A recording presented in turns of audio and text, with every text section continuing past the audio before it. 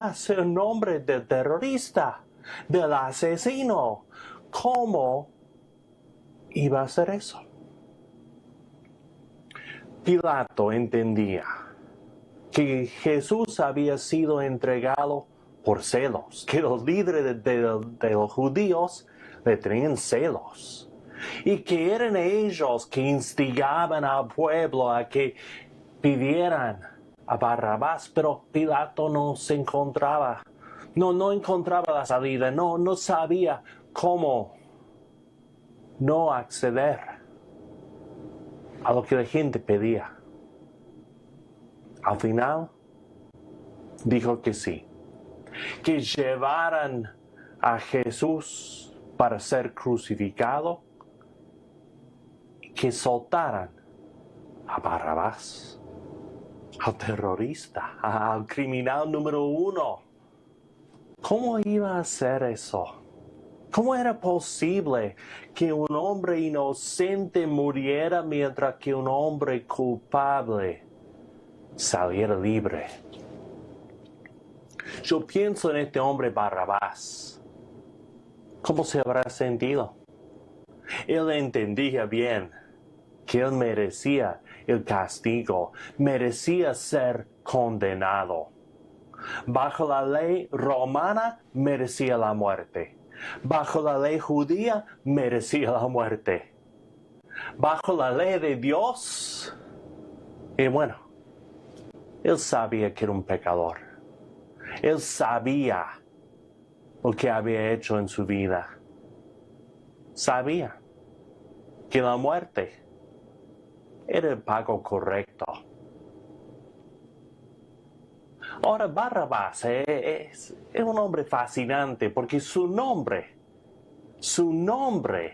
es muy llamativo. Bar quiere decir hijo.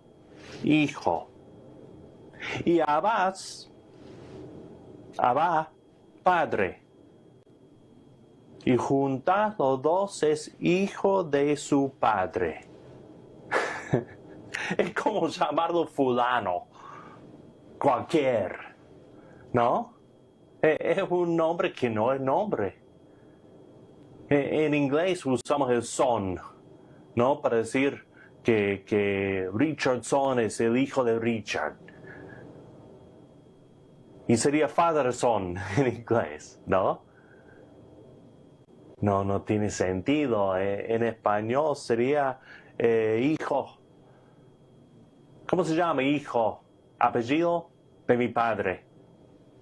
¿Qué?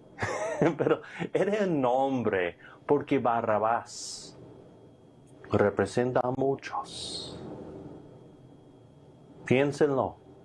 Un hombre salió libre aquel día, un hombre que merecía el castigo, que merecía la muerte, que no merecía la gracia, y él recibió lo que no merecía. Y el inocente murió por el culpable. Ese día, un hombre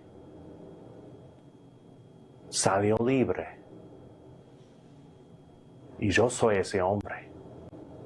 Y usted es ese hombre. En Isaías capítulo 53, leyendo versículos 4 a 7, me encuentro con la sorpresa que yo estoy en la Biblia. Acá estoy. Me nombra a mí, me describe a mí, le nombra a usted, le describe a usted. Vamos a ver. Dice, ciertamente llevó él nuestras enfermedades, dice, y sufrió nuestros dolores. Y nosotros le tuvimos por azotado, por herido de Dios y abatido, mas el herido fue por nuestras rebeliones, molido por nuestros pecados. El castigo de nuestra paz fue sobre él, y por su llaga fuimos nosotros curados. ¿Están escuchando? Todos nosotros nos descarriamos como ovejas, cada cual se apartó por su camino, mas Jehová cargó sobre él el pecado de todos nosotros. Amigo, nosotros merecíamos esa cruz. Nosotros merecíamos morir por nuestros pecados. Y Cristo pagó el precio. ¿Lo entienden? Porque un hombre salió libre ese día. Y yo soy ese hombre. Se llamaba Barrabás. Pero podría haberse llamado Timothy porque fui yo. Y fue usted también. Porque Cristo murió por nuestros pecados, pagó el precio. Dice 1 de Pedro que nosotros fuimos comprados por un gran precio. Y ese precio fue la sangre de Jesús. Morir en la cruz es una cosa terrible. Nadie querría hacerlo. Mas Cristo vino al mundo para morir por nuestros pecados. De tal manera Dios amó al mundo que envió a su Hijo único para salvar a todos. Para salvar a todos. Porque nosotros servimos a un Dios santo. Donde esté Él, el pecado no puede estar. Y todos nosotros hemos pecado, sabemos que hemos pecado. Pecados grandes, pecados pequeños, pecados frecuentes, pocos pecados, pero todos hemos pecado algo.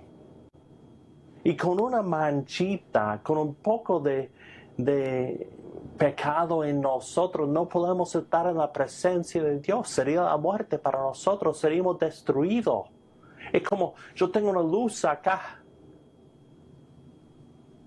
Y donde hay oscuridad, la luz lo mata. Dios es luz. Y donde está Él, no puede haber oscuridad. Dios es santo.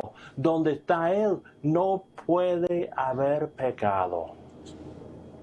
Y para quitar esa mancha de pecado, hacía falta que alguien pagara el precio. Y la Biblia me dice que el precio del pecado es la muerte. Y Cristo pagó eso por mí. Y pagó eso por usted. Y sabiendo eso, ¿cómo vamos a responder? Vamos a decir, bueno, a mí no me importa. ¿Qué me interesa? Eso pasó hace mucho. Yo no le pedí que muriera por mí. Es una forma. Otra forma de decir, yo no lo creo. Porque yo soy buena persona. Y yo no necesito que nadie pague mis pecados. Es otra forma. Pero la forma correcta es decir, ten misericordia de mí, oh Dios, un pecador. Ten misericordia de mí. Límpiame con la sangre de Jesús. Esa es la forma de responder. Entonces, ¿cómo lo hago en términos prácticos?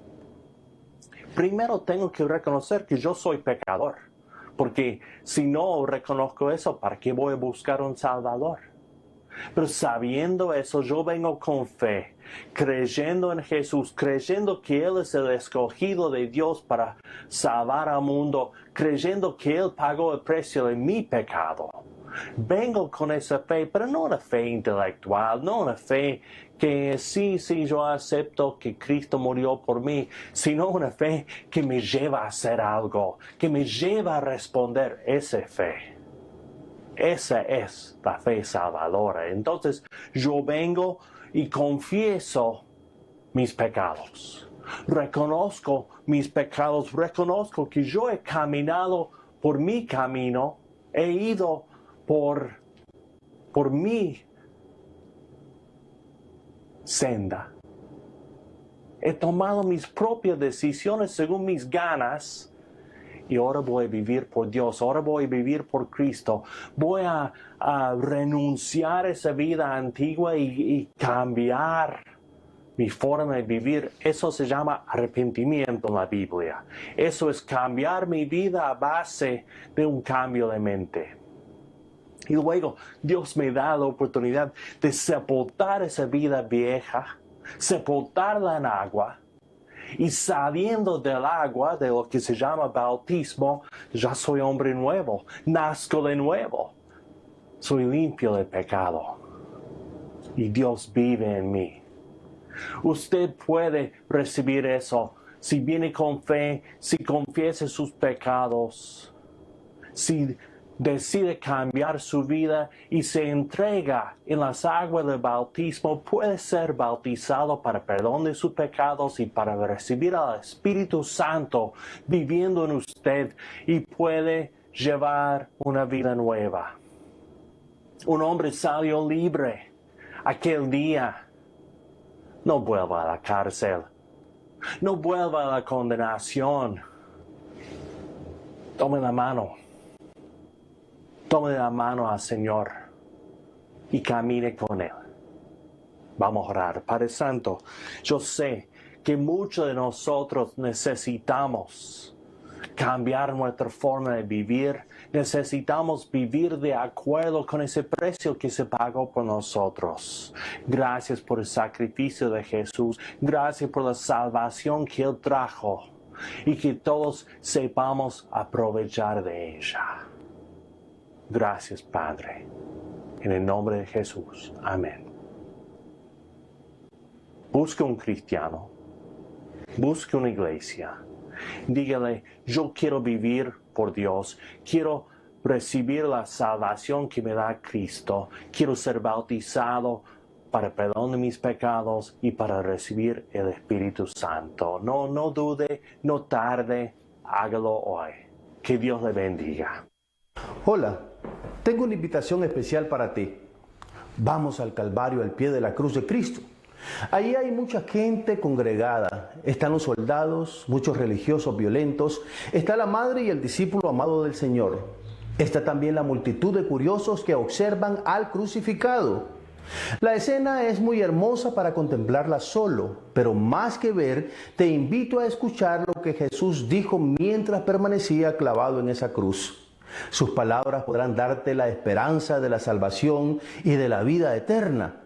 Nunca se predicó el Evangelio en todo su esplendor como en aquellas 6 horas en que Cristo permaneció en esa cruz. La cruz del Señor es el púlpito más elocuente de toda la historia humana. Lo primero que Jesús hizo cuando lo crucificaron fue mirar todo el mundo de su alrededor y exclamó una suprema oración. La primera de las 7 frases que Jesús dijo fue la siguiente: Padre, perdónalos porque no saben lo que hacen. El evangelista escribió entonces. Esto indica que Jesús, inmediatamente que lo crucificaron, entonces pidió al Padre por los pecadores. El adverbio de tiempo, entonces, indica que una acción se hizo inmediatamente que comenzó la otra. Es decir, crucificaron a Jesús, la primera acción, e inmediatamente Él hizo esta petición: Padre, perdónalos porque no saben lo que hacen. Esta es la segunda e inmediata acción que aparece en el Evangelio. Muchos se han preguntado por quién pedía perdón Jesús: por los sacerdotes que instigaron para que lo crucificaran, por los romanos que eran ejecutores del asesinato, por la multitud que participaba pasivamente de la ejecución, o por los discípulos que lo habían abandonado en un momento tan complicado como lo fue su arresto. Más valdría la pena preguntar si habrá alguien que no necesite esta súplica del perdón de Dios. Pablo dice en 2 Corintios capítulo 5 versículo 19: no tomándole en cuenta a los hombres sus pecados. En esta primera frase queda demostrado que Dios no quiere tomar en cuenta tus pecados. Él desea tu arrepentimiento. Él te quiere perdonar. Dios quiere borrar tus pecados. No quiere recordar ninguno, porque el perdón es precisamente eso: borrar la causa del mal. El que perdona no se detiene a hacer una larga lista de ofensas a perdonar, simplemente perdona. Algo muy importante en esta primera frase es que Jesús apeló al Padre. Padre, perdónalos. Cristo apeló al Padre porque solo un Padre perdona por amor. Solo un Padre puede perdonar con el perdón que olvida y anula la ofensa. En esta frase, el evangelista agrega la razón por qué deberíamos ser perdonados. No saben lo que hacen. Amigo, cuando los hombres son violentos, no saben lo que hacen. Cuando el marido deja a su esposa y a sus hijos por una aventura adúltera y efímera, realmente no sabe lo que hace.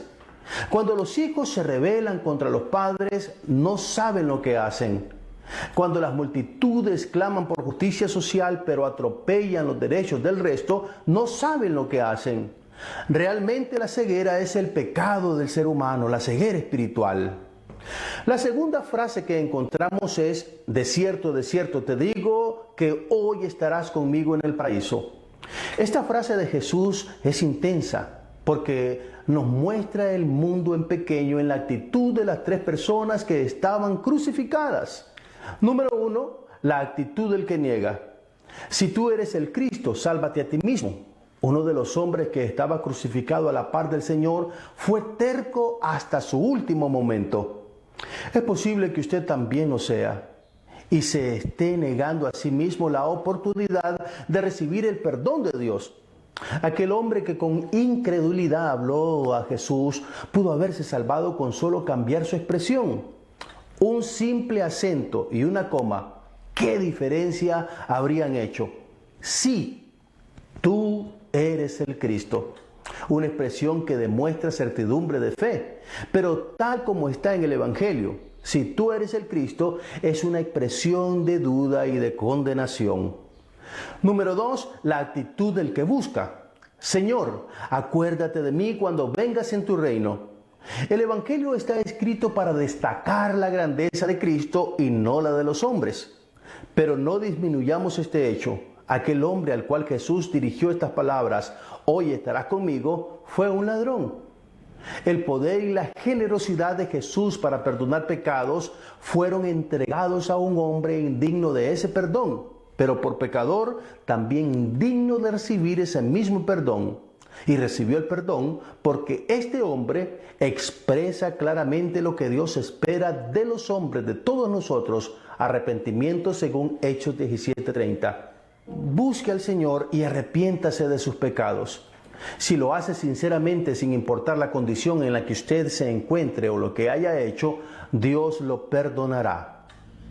Número 3, encontramos la actitud de aquel que siempre acepta, acoge, da.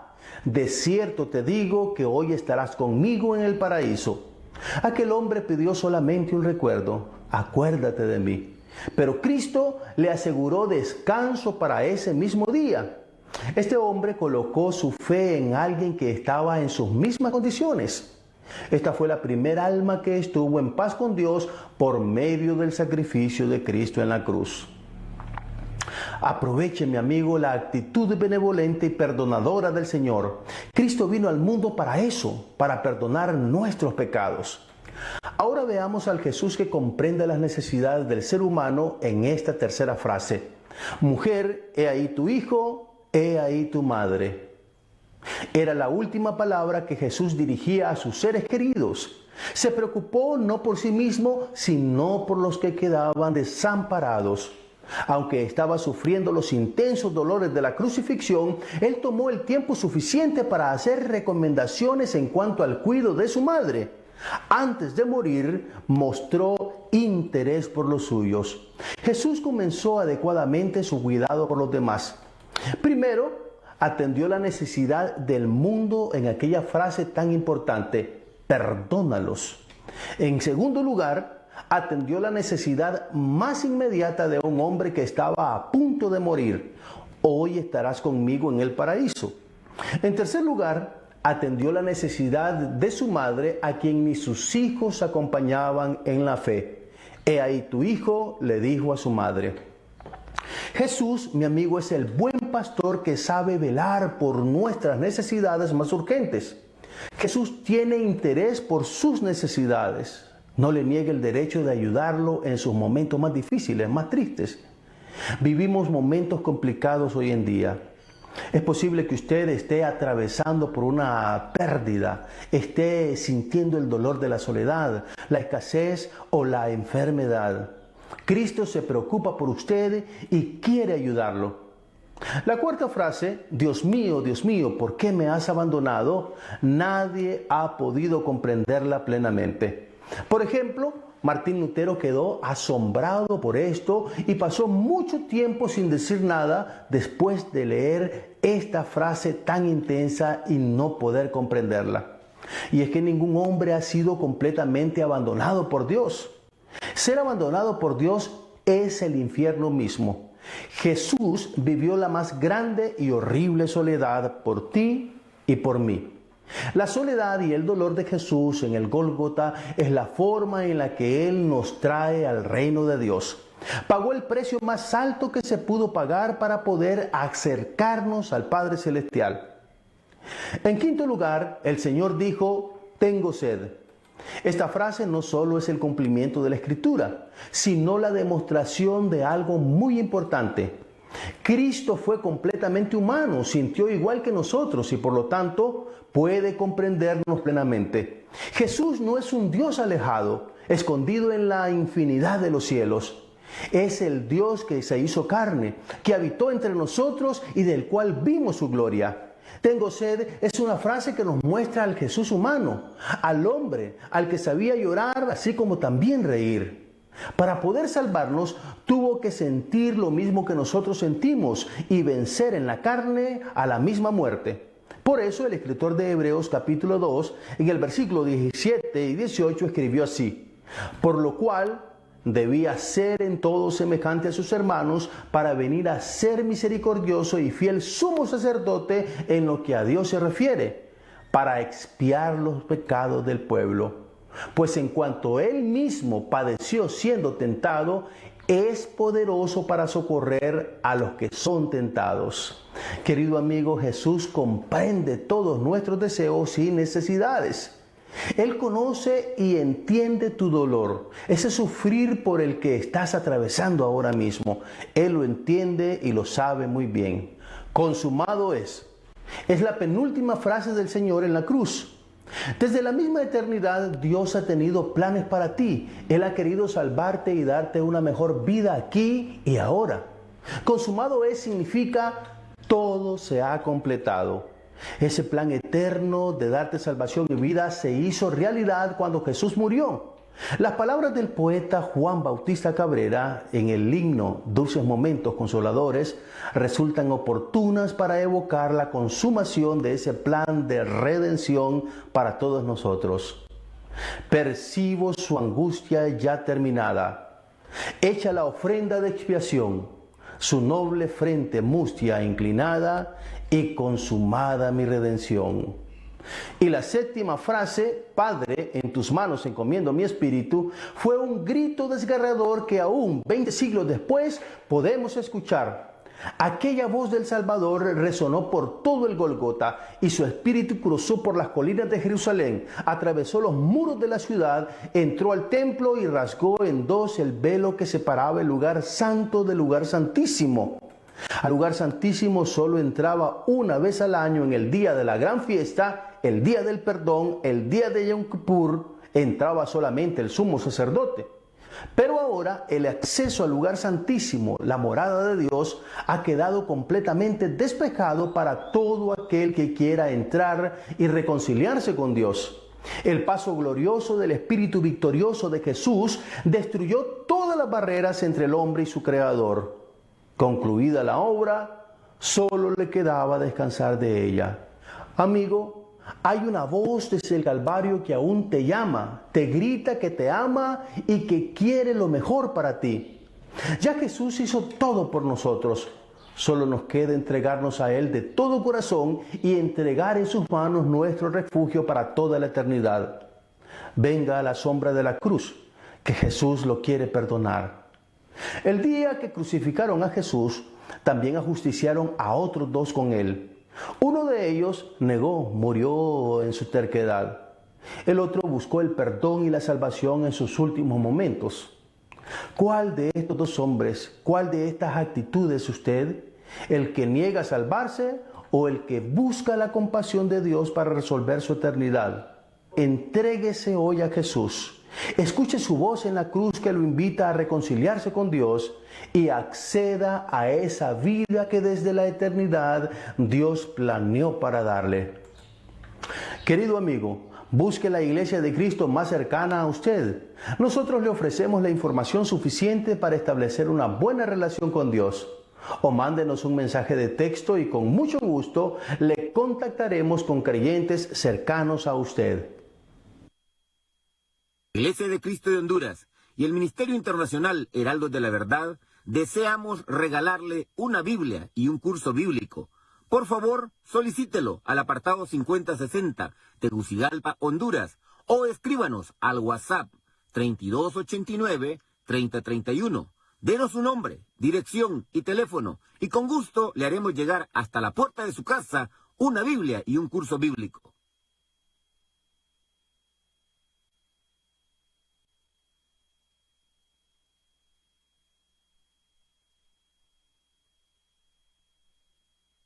Cuando tenía 11 años, un sábado por la mañana, la maestra de clases bíblicas dijo algo que nunca he podido olvidar. Fue una de esas ideas que uno aprende y que marcan y cambian la vida para siempre. Lo que dijo fue: hace 2000 años, dijo la mujer, Cristo murió por cada uno de nosotros. Y la frase que agregó después fue la que me impactó. Todos somos culpables de la muerte del Señor. Y señalándonos con el dedo dijo: ustedes son culpables de la muerte del Señor.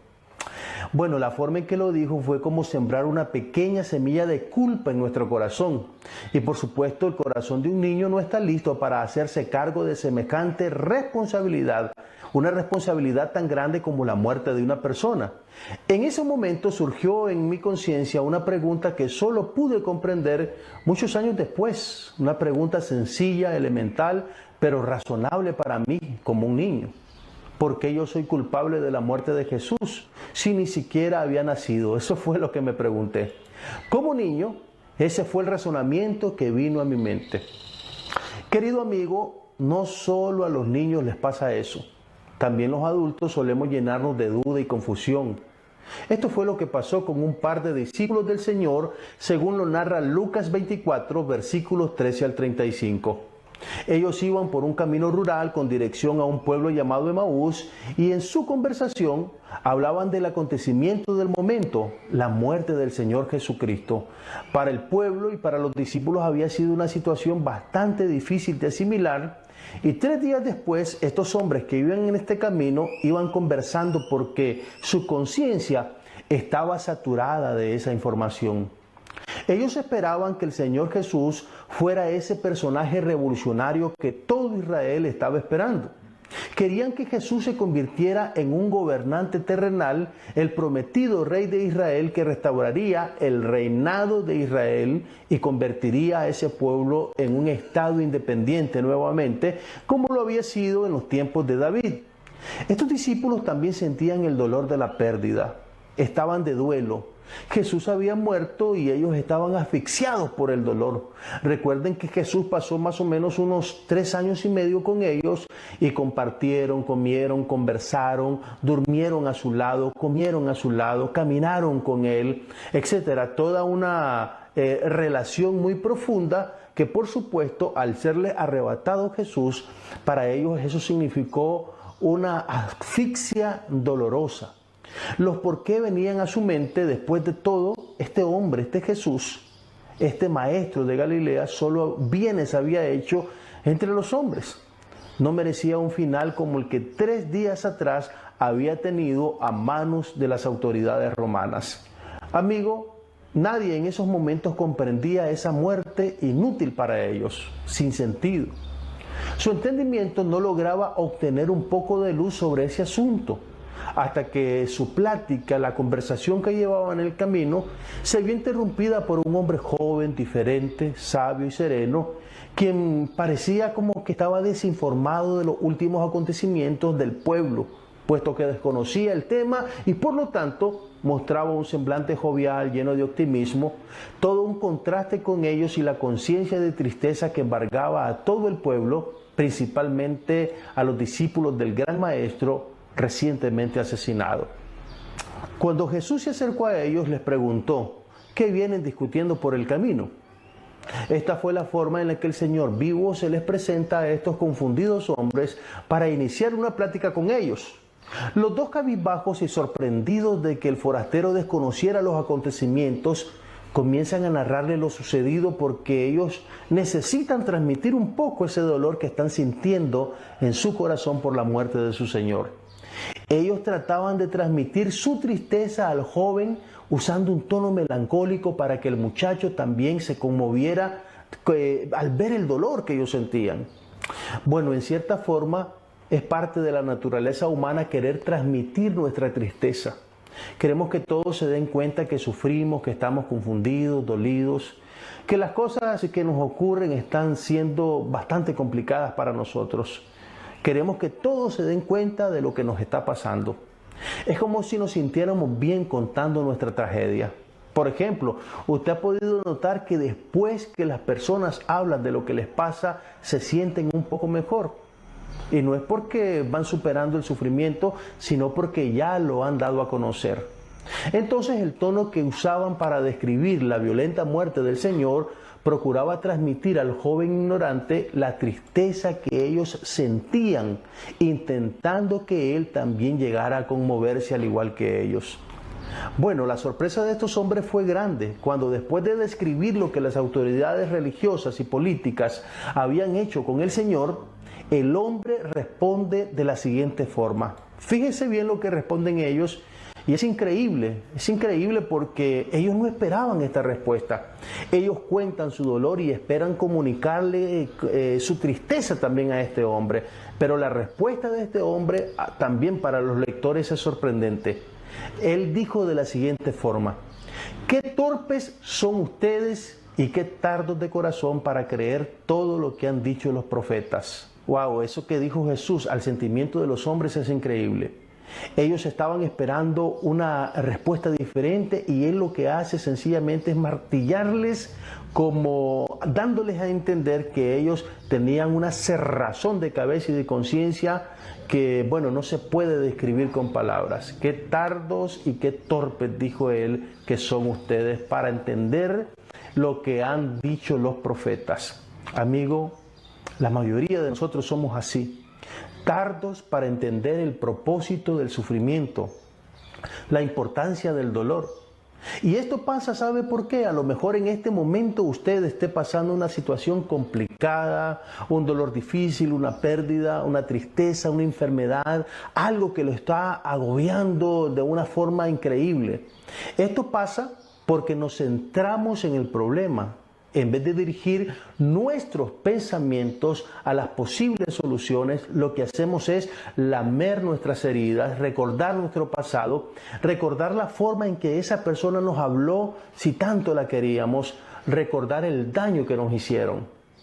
Aquello en lo que nos centramos es lo que determina cómo nos vamos a sentir. Recuerde bien esto: si usted se siente mal en estos momentos, es posible que se esté centrando en lo que no quiere, y por eso se siente como se siente. Muchas veces nos amarramos al pasado, a los malos recuerdos, a una pérdida o a una ofensa y dejamos de apreciar lo hermoso de la vida. Cuando los caminantes ponen atención a lo que el joven maestro les dice, el camino ya no es muy oscuro. La tristeza va disminuyendo, ya no corren tantas lágrimas por los ojos de aquellas personas, de aquellos hombres que estaban sufriendo.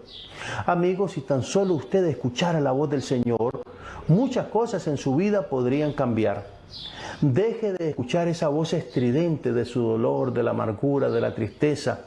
Permita que Jesús, en medio de la sorpresa triste que le ha acontecido en su vida en estos momentos, le dé una palabra de aliento, le dé una respuesta a su necesidad, y de esa forma usted va a encontrar esperanza para su vida.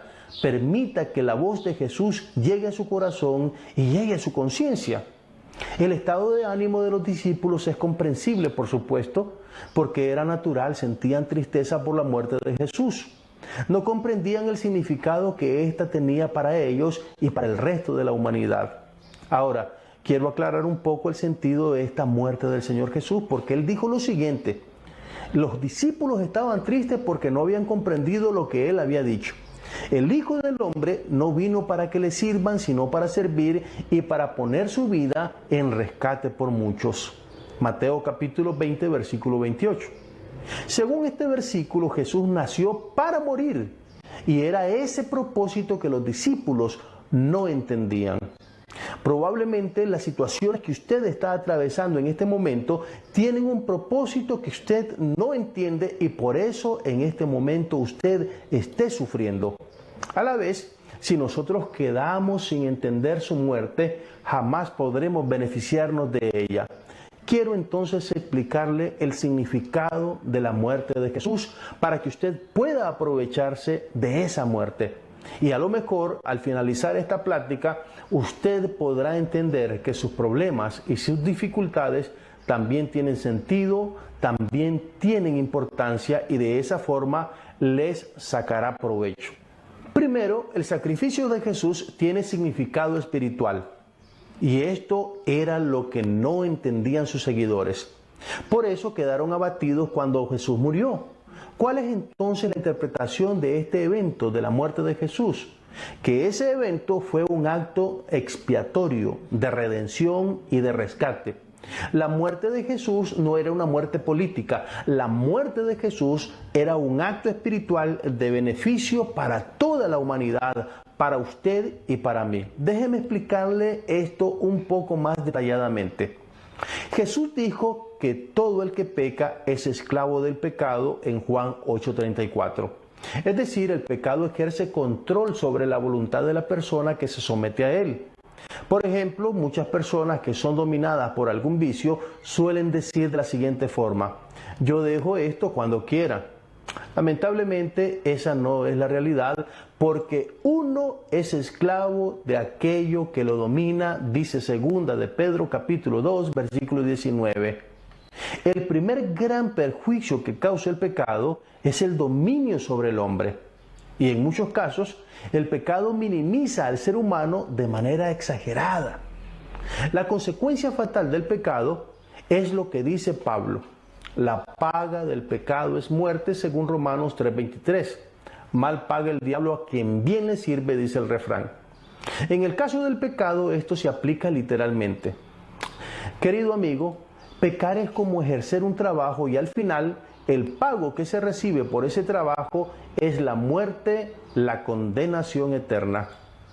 Hasta este momento usted puede comprender todas estas cosas sin ningún problema, pero aún así no entender que usted ha pecado y por lo tanto también necesita ser rescatado, liberado de la esclavitud del pecado. Bueno, ahora usted podría decir lo siguiente: mis pecados son pequeños, o yo no tengo pecado. Muchas personas no entienden el pecado y creen que no son pecadoras, que no ofenden a Dios. Pero lamentablemente eso no es así, porque pecamos de varias formas sin necesariamente darnos cuenta que lo estamos haciendo. Déjeme explicarle 3 formas de pecado en las que seguramente usted ha incurrido en alguna o en todas. En primer lugar, pecamos cuando desobedecemos deliberadamente los mandamientos de Dios. Sabemos lo que Dios nos pide, pero nos negamos a obedecerlo. En segundo lugar, pecamos cuando ignoramos esos mandamientos y por lo tanto no los obedecemos. En el sentido legal se diría que nadie puede alegar ignorancia de la ley y nadie puede decir: es que yo no sabía los mandamientos de Dios y por eso es que no los cumplí. Eso es pecado. Y también pecamos cuando sentimos el deseo de hacerlo aunque no lo hagamos. Amigos, para Dios las intenciones también cuentan. La mala noticia es que usted, mi querido amigo, aunque no lo crea o no lo acepte, porque la mayoría no lo acepta, ha pecado y se ha convertido en esclavo del pecado. Por lo tanto, su destino es la condenación eterna. por esa condición pecaminosa en la que se encuentra, lamentablemente, al ser esclavo del pecado, su paga al final en la eternidad será la condenación. En los tiempos bíblicos una persona caía en la condenación, en la esclavitud, porque no tenía para pagar su libertad. Y es por eso que solo podía liberarse si otro pagaba por esa libertad. Eso es lo que el Señor Jesús hizo. Pagó con su vida nuestra libertad del pecado. ¿Por qué Jesús nos da libertad? Porque Él pagó con su muerte nuestra libertad. Si usted es esclavo del pecado, ya que ha pecado, ha incurrido en faltas, entonces necesita la liberación. Y usted, por sus propios medios, no puede liberarse. Necesita de la mano amiga de Jesús para que Él lo libere y lo saque de la esclavitud del pecado. Además, recordemos que quien peca recibe como pago la muerte. Así que Jesús entregó su vida en pago para que nosotros no muriéramos. Amigos, nosotros estábamos sentenciados a muerte, pero Cristo ocupó nuestro lugar y así Él se quedó en la cruz mientras nosotros tenemos la oportunidad de seguir viviendo, libres de la condenación eterna. Cristo fue el pago perfecto por nuestras culpas. El escritor de Hebreos dijo lo siguiente, escuche bien este versículo que es impresionante. Porque tal sumo sacerdote nos convenía, santo, inocente, sin mancha, apartado de los pecadores y hecho más sublime que los cielos. Pablo agrega en Efesios 1:7 una síntesis de todo esto que estamos compartiendo.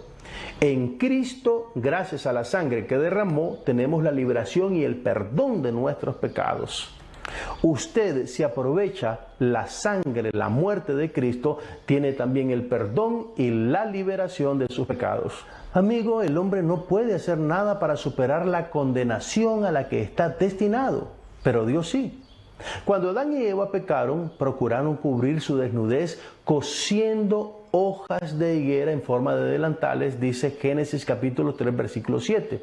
Sin embargo, esa desnudez aún era evidente a los ojos de Dios. Lo que ellos hicieron era insuficiente para cubrirles totalmente. Por eso, Dios mismo tuvo que fabricarles túnicas con pieles de animales para cubrirlos por completo y de una forma apropiada. Bueno, ¿dónde tomó el Señor esas pieles para cubrir la desnudez de esta pareja? Obviamente tuvo que matar animales para tomar su piel y cubrir con ella la desnudez del hombre. Esto mismo, mi amigo, es exactamente lo que la muerte de Cristo significó. La forma de cubrir al hombre, de limpiarlo y hacerlo entrar en correcta relación con su Creador, fue que Él muriera, derramara su sangre y esa sangre sirviera para cubrir nuestros pecados. Por eso, cuando Dios nos mira a nosotros que nos hemos arrepentido y que hemos aceptado la muerte de Jesús, su sacrificio, no nos mira a nosotros, sino que mira la sangre de Cristo en nosotros y recuerda el sacrificio del perdón que ya se ha hecho por nuestras culpas. Todo esto fue lo que Jesús explicó a los dos hombres que iban en el camino a Emaús. Y una vez claro el asunto, los hombres pudieron cambiar de actitud y sentir que ahora sí tenían esperanza. Querido amigo, en la vida hay muchas cosas que nos confunden, preguntas que no podemos responder. De pronto, cuando todo parece ir bien, viene la calamidad, un dolor repentino y solemos preguntar, ¿por qué ahora que iba todo tan bien?